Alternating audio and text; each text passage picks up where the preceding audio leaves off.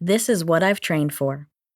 As the skies turned to gray and the first snowflakes began to fall, we were given the green light to begin building our team. Our Morgan and Jason event management company had just landed the contract to produce the first motorsports event to ever be approved within the 5 boroughs of New York City. No other racing series had done what we had just signed on to do. The closest anyone else had gotten was across the river in New Jersey. Our client was not interested in Jersey. It was New York or bust. Jason and I spent countless snowy days and hours around our wooden dining room table, crafting staffing plans, build schedule drafts, and hotel contracts. With very little information yet approved, we moved forward as if nothing in the world could stop us. Our confidence quickly proved to be infectious. The ball was rolling, and nothing was going to get in our way. Every other race series had failed to breach the boroughs, but we were going to make the impossible possible. We began making regular trips to New York, meeting with the European operations team for site recce, and beginning conversations with the mayor's office and with local authorities. All of those airport commission meetings I was forced to attend in Santa Monica suddenly became useful. I was also incredibly grateful for the much tinier scale opportunities that I had received while speaking at the Tourism Authority meetings in North Carolina. While Jason did most of the speaking in New York, I soaked up every word and began organizing the world's largest spreadsheet tracker of our event operations plan. No joke, I literally broke Google Sheets one day and was told I had hit the cell limit for a single spreadsheet. This was a new level of spreadsheet crack. Thankfully, I was so organized. We sat at a conference table every month with the head of all major NYC departments: fire, police, counterterrorism, sanitation, transportation, port authority, the mayor's office, you name it, we had their business cards. Meeting once a month, we got very familiar with this cast of characters and what was needed of us to play in this sandbox. Jason fit in easily, and they accepted him almost immediately. He was about the same age as a lot of the highest-ranking officials. He was poised when he spoke and could indirectly answer any questions that were asked of him. When he stood up in front of a group of authorities, he was good. I, on the other hand, found myself in a very similar situation as I had most of my life. I was much younger than most of the authorities in the room, I was a woman, and I was partnered with a man in a collared shirt. I was always spoken to second, I was always bypassed for clarification on a question, and I was often completely ignored. Luckily for me, this is what I've trained for. I had spent most of my teenage and young adult life learning how to be taken seriously while being the youngest person in the room, and much of my adult career learning to be taken seriously in male-dominated industries. Those were both two very different things, but I would need all the tools in my toolbox for this one. I was a sponge. I did not speak unless I had something intelligent and certain to contribute. I was more organized than anyone in the room, so I was always prepared when someone lacked the information or couldn't find what they were looking for. I saw and absorbed every word of every conversation. My wildly wicked processor of a Gemini mind was on full speed 24/7. To be taken seriously, I had to be smart as a whip, and I knew it.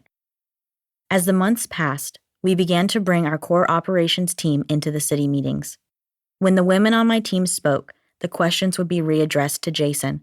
There was only one woman in those meetings that could control that room, and she knew how to lay it on thick. The senior authorities in the room seemed to be used to working with her, because when she spoke, they listened. The fight for my voice was not a fight I was interested in pursuing in those meetings.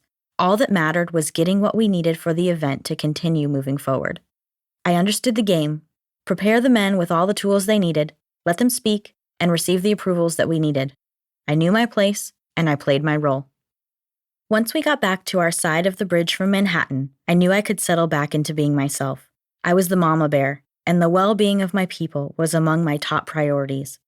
I knew that if I continued to empower the people around me, that we would indeed be able to make the impossible possible. Immune to the weather as winter storms came and went, we were still on site hosting Civil Works meetings at the piers week after week. And as the sun began to crack through the permanence of gray skies over Brooklyn, we met the change of the seasons with our biggest meeting of the year. It was time to submit our permit packet to the city. And by permit packet, I mean a 10-pound binder holding over 600 pages of operations plans. It was the most impressive piece of organizational collaboration I had ever seen. When I plopped the binder on the conference table, the authorities all told us that our operations plan was larger than the one they used for New Year's Eve on Times Square and significantly larger than the one used when the most prestigious football game comes to town. The look on their faces was almost comical. That alone confirmed our success and authority to be doing what we were doing. Additionally, the contents of that massive binder was more detailed than any of the authorities even cared to look at, let alone process. It was almost as if they had tasked us with such insanity just to test our willingness to even show up that far. Regardless, we blew them away. Receiving the permit approval was a major hurdle we needed to accomplish to get to work, or so we thought. We would soon come to learn, over and over again, that the more we dug into this project, the more layers of fuckery we would have to dig through. The racetrack we were going to build spanned across 3 Port Authority piers. This meant that it wasn't city property per se, but the politics and bureaucracy were so thick between the city and the Port Authority, that alone spread thicker than our entire job site. Every conversation was completely contradictory. We were to undo everything we just promised to those people in order to please the other people. It was an entangled mess of manipulation and just all-around debauchery. To build our racetrack across the middle pier, we had to displace 36 businesses that operated within the pier and its warehouses. From trucking companies, to produce distribution, to event furniture rentals, to city-appointed construction companies. These were not small operations that we would be disturbing, but we agreed to find suitable options for every single business. The displacement of the pier businesses became a full-time job within itself. So we flew in one of the most patient men we knew to specifically manage the relationships with those business owners. The hunt was on for surrounding properties to house these operations, and shit was about to get weird. As we began to Google Earth the neighborhood, we had no idea how intimate this community was. We found that when we started making phone calls to inquire about properties and vacant lots in the neighborhood, people already knew who we were. And I don't mean, oh, are you those idiots that think you're going to produce a race through our neighborhood? I mean like knowing where we were from and about Jason's children. We usually met in abandoned warehouses, and there were often men watching us from inside their cars while we met with property owners. As outsiders, clearly not from around here, scouring the neighborhood got sketchy real fast. Luckily for us, Jason's magical power is making influential people instantly love him and want to be his friend. The deeper we got into conversations about temporarily leasing these properties, the sketchier the conversations became. And the more we were able to meet their asinine requests, the closer Jason became to some of the major players in the neighborhood. Everything I'd ever heard about Brooklyn seemed to be true.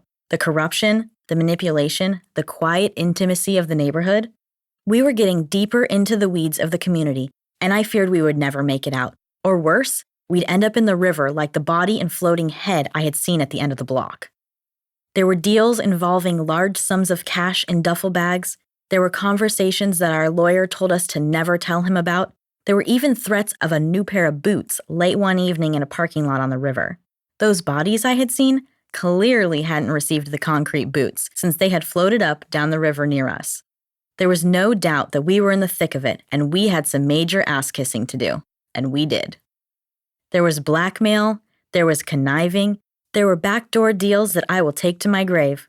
It was not even uncommon for there to be black cars slowly pulling up next to us on the job site and a driver saying, "Get in," through a crack in the window. There was one ominous "get in" experience where Jason was gone for more than 4 hours. It was one of those situations where I didn't know who could be trusted, who was working with who, or which way was rightly up. So I held my breath for 4 hours straight, trying to keep my team moving along, all while hoping that Jason was okay. After a long day on site, Jason and I would often burn the midnight oil, strategizing for the following day's meetings, and unwind from the insanity the day had brought. When we needed to get creative to break through a barrier at hand, we would climb the ladder to the rooftop and pull out a pack of smokes. I would hop on the old chimney well, letting my legs dangle below me, and Jason would pace the rooftop, silently taking in the first few drags of his cigarette. Burning through a few cigarettes on the roof of Jason's apartment one night, we agreed to what would become our Brooklyn Code. We agreed that we would do what we needed to do to get this job done, as long as we always listened to our intuition.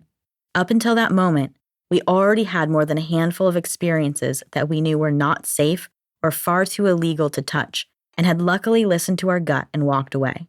We agreed that we could push the boundaries of our ethics to the brink of crossing the line as long as we always talked each situation through honestly and openly together, knew we would always have each other's backs no matter what, and knew each other's life insurance plans should anything go seriously wrong.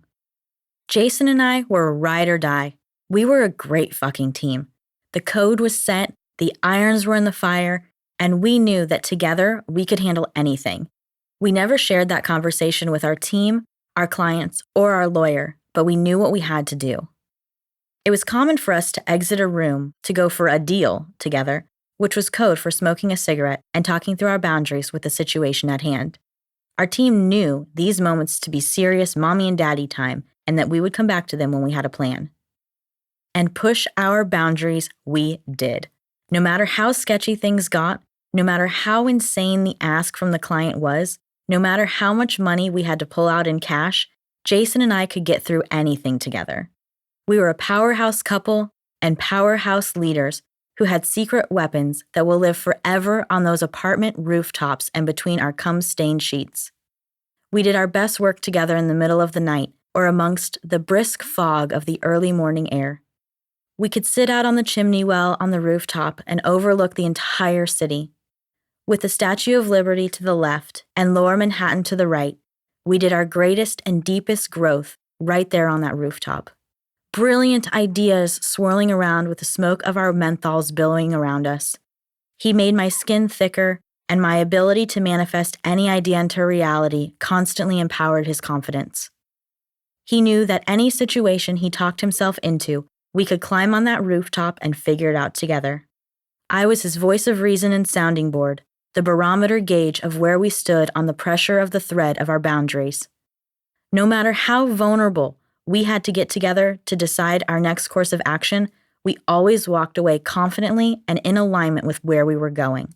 The people around us saw none of that deep work together, only the confidence and alignment we exuded when we walked into a room together to discuss our next plan. We grew and we were tried. We met adversity and we overcame. We were threatened and we prevailed. Together, we were a perfect team with perfect harmony. He was the face and I was the anchor.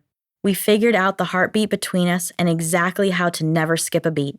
If he was ever in hot water, like the night he was baited into a fist fight on the river, I would have him diffused before anyone else realized what was going on. The team went about their work, and we had our secret code and our closed-door Brooklyn life. We were good.